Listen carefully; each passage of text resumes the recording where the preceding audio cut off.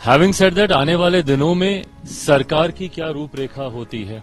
मौजूदा और पूर्व मुख्यमंत्री पहले इस्तीफा दें, उसके बाद पुनः वो शपथ लें। आज शपथ समारोह में शामिल होने जा रहा हूं एनडीए के सहयोगी के तौर पर।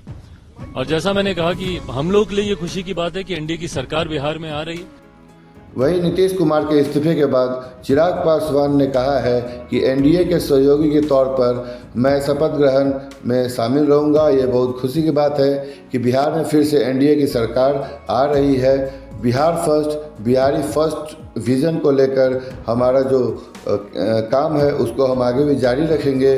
लेकिन नीतीश कुमार जी के साथ नीतिगत विरोध है और वह उन्हीं नीतियों पर अगर काम करते हैं तो वह विरोध भी आगे जारी रहेगा। आइए क्या कहा चिराग पासवान ने, सुनते हैं। लंबे समय से हम लोग काम कर रहे थे, कहीं ना कहीं ये एक मौका है अपने उस विजन को धरातल पर उतारने के प्रयास करने का। हैविंग सेड दैट, आने वाले दिनों में सरकार की क्या रूपरेखा होती है, एजेंडे में किस किस चीजों को जोड़ा जाता है, क्या कोई साझा न्यूनतम कार्यक्रम बनाया जाता है, नहीं बनाया जाता है, इन तमाम विषयों पर आने वाले दिनों में चर्चा होगी। आज महत्वपूर्ण था कि मौजूदा और पूर्व मुख्यमंत्री पहले इस्तीफा दें, उसके बाद पुनः वो शपथ लें। आज शपथ समारोह में शामिल होने जा रहा हूं एनडीए के सहयोगी के तौर पर।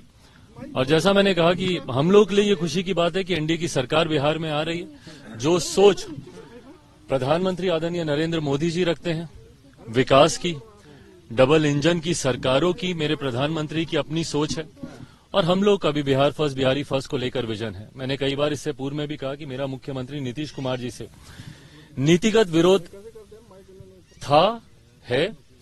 संभवतः अगर इस तरीके से ही अगर उन्हीं की ही नीतियों पर काम चला तो संभवतः वो विरोध आगे भी रहेगा।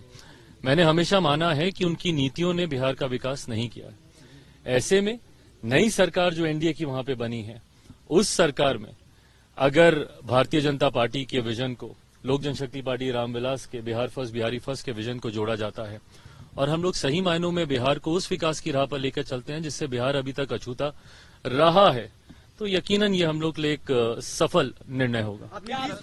लंबे समय से हम लोग काम कर रहे थे, कहीं ना कहीं ये एक मौका है अपने उस विजन को धरातल पर उतारने के प्रयास करने का।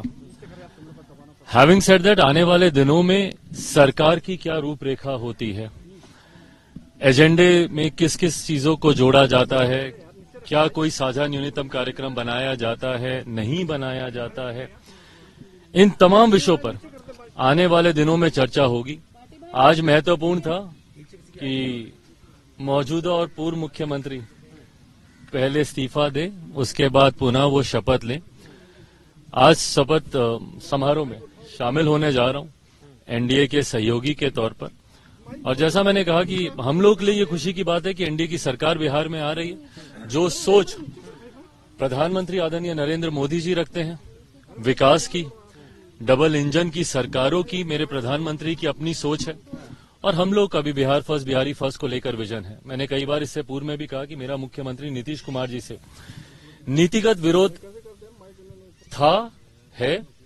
संभवतः अगर इस तरीके से ही अगर उन्हीं की ही नीतियों पर काम चला तो संभवतः वो विरोध आगे भी रहेगा।